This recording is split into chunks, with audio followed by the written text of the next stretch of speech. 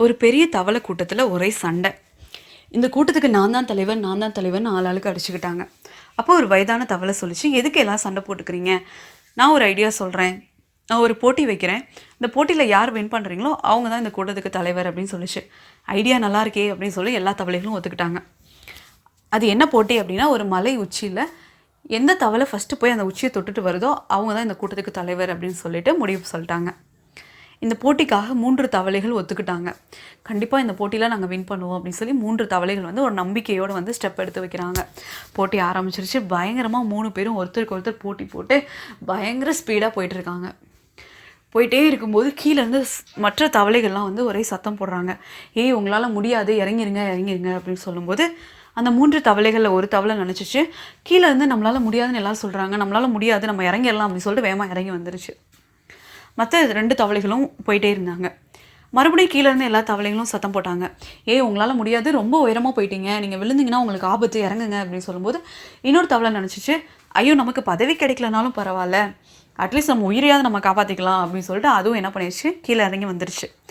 ஆனால் இன்னொரு தவளை மட்டும் எதையுமே கேட்காம அது பாட்டை மேலே போயிட்டே இருந்துச்சு. கீழே வந்து மற்ற தவளைகள்லாம் சொன்னாங்க, ஏய் உனக்கு வந்து ஸ்ட்ரென்த் ரொம்ப கம்மியாயிடுச்சு, நீ இறங்கி வா, நீ விழுந்தா செத்துருவ, இறங்க இறங்குன்னு கத்திட்டே இருந்துச்சு. ஆனால் அது கேட்கவே இல்லை. அது நேராக மேலே போய் அந்த உச்சியை தொட்டுட்டு கீழே வந்துருச்சு. அதுதான் அந்த கூட்டத்துக்கு தலைவராக ஆயிடுச்சு. எல்லா தவளைகளும் கேட்குறாங்க, ஏய் உன்னால் நாங்கள் முடியாது முடியாதுன்னு கீழே வந்து கத்துனோமே, நீ எப்படி அங்கே வரையும் போயிட்டு வந்த அப்படின்னும் போது தான் மற்ற தவளைகளுக்கே ஒரு சீக்ரெட் தெரிஞ்சிச்சு. என்ன அப்படின்னா, அந்த தவளைக்கு காதே கேட்காது. ஸோ அது காது கேட்காதனால கீழேருந்து எல்லாரும் உன்னால் முடியாதுன்னு சொன்ன எந்த வார்த்தைகளுமே அது கேட்காம எப்படியாவது அந்த உச்சியை மட்டும் தொட்டுட்டு வந்துடும்னு சொல்லிட்டு அது பாட்டை போய் தொட்டுட்டு வந்துருச்சு. இப்படி தான் ஃப்ரெண்ட்ஸ், நம்ம லைஃப்லையும் நம்ம எல்லாருக்குமே ஒரு ஆசை இருக்கும். நம்ம வந்து ஏதோ பிறந்தோம் வாழணும்னு இருக்கக்கூடாது, நம்ம ஏதாவது சாதிக்கணும் அப்படின்னு சொல்லிட்டு நம்ம எல்லாருக்குமே ஒரு ஆசை இருக்கும். ஆனால் சாதிக்கணுன்ற ஆசையை வச்சுட்டு நம்ம ஏதாவது முயற்சிக்கும் போது பலர் பல விதமாக நம்மளை நோக்கி விமர்சனங்களை சொல்லுவாங்க. சில பேர் சொல்லுவாங்க, உனக்கு அவ்வளோ பெரிய பேக்ரவுண்ட்லாம் கிடையாது, உன்னால் பெரிய அளவில் சாதிக்க முடியாதுன்னு சொல்லுவாங்க. சில பேர் வந்து நம்மளுடைய ஏழ்மையை வந்து நமக்கு சொல்லுவாங்க, நீயே கஷ்டப்படுற, நீ எல்லாம் எங்கே போய் இதெல்லாம் செய்யணும் அப்படின்னு சொல்லி சில பேர் சொல்லுவாங்க.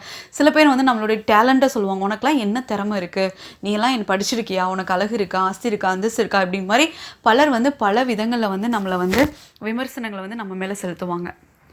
அதையும் நம்ம கேட்டுட்டு என்ன பண்ணுவோம் அப்படின்னா, ஏதோ ஒரு மூலையில் போய் உட்காந்துட்டு, ஆமாம் இவங்க சொல்கிறதெல்லாம் உண்மைதான், என்னால் முடியாது அப்படின்னு சொல்லி நிறையா நேரங்களில் நம்ம சோர்ந்து போய் உட்காந்துடுறோம். பைபிளில் கூட பார்த்தீங்க அப்படின்னா, எத்தனையோ பரிசுத்தவான்கள் அவங்க லைஃப்பில் ஆண்டவருக்காக வாழணும் அப்படின்னு நினைக்கும்போது பல விதமான விமர்சனங்களை சந்திச்சாங்க. ஆனால் அதெல்லாம் அவங்க மைண்ட் பண்ணிக்கல. தேவன் அவங்கள எதற்காக இந்த உலகத்தில் படைச்சாரோ அதை நோக்கி பயணிச்சாங்க. ஏன் ஏசப்பா கூட எவ்வளோ பர்ஃபெக்டான ஒரு லைஃப்பை வாழ்ந்தார். அப்படி வாழ்ந்தவரை கூட இந்த உலக மக்கள் என்ன சொன்னாங்க, இவர் போஜன பிரியனாக இருக்கிறாரு, இவர் பிசாசுகளோட தலைவன் அப்படிலாம் சொன்னாங்க. அதெல்லாம் கேட்கும்போது உடனே ஏசப்பா, ஐயோ என்னை எல்லாரும் இப்படி சொல்கிறாங்களே, என்னால் முடியாது அப்படி சொல்லி ஏதோ ஒரு மூலையில் போய் அவர் உட்காரலை. மற்றவங்க சொன்ன எந்த விமர்சனத்தையுமே அவர் கண்டுக்காமல், அதை காதில் வாங்கிக்காமல், எதுக்காக பிதா அவர் இந்த உலகத்துக்கு அனுப்புனாரோ அதை மாத்திரம் அவர் நோக்கி பயணம் செஞ்சு அதை வந்து வெற்றி அடைஞ்சார். ஸோ அப்படிப்பட்ட தேவனை வணங்குற நம்மளும் என்ன பண்ணணும் அப்படின்னா, நம்ம லைஃப்பில் நம்ம ஆண்டவருக்காக வாழணும், ஆண்டவரோட சித்தத்தை செய்யணும் அப்படின்னு நினைக்கும்போது பல விமர்சனங்கள் நம்மளை நோக்கி வரும். ஆனால் அதெல்லாம் நம்ம கேட்டுட்டு ஏதோ ஒரு இடத்துல சோர்ந்து போயிடாதபடி பவுல் சொன்ன மாதிரி, என்ன பலப்படுத்துகிற கிறிஸ்துவினாலே எல்லாவற்றையும் செய்ய எனக்கு பலன் உண்டு அப்படின்னு சொல்லிட்டு நம்ம நம்பிக்கையோட ஏசப்பாவை மாத்திரம் நம்ம முன்மாதிரியாக வச்சுட்டு நம்மளை சுற்றி வர எல்லா விமர்சனங்களையும் நம்ம காது கேட்காத அந்த தவளை மாதிரி எல்லாத்தையும் தூக்கி போட்டுட்டு ஆண்டவரை மட்டும் நம்ம முன்மாதிரியாக வச்சுட்டு அவரை நோக்கி நம்ம பயணித்தோம் அப்படின்னா நிச்சயமாக ஆண்டவர் எதற்காக இந்த உலகத்தில் நம்மளை படைச்சாரோ அந்த நோக்கத்தை நம்ம செய்கிறதுக்கு அவர் நம்ம கூடவே இருந்து நமக்கு உதவி செய்வார்.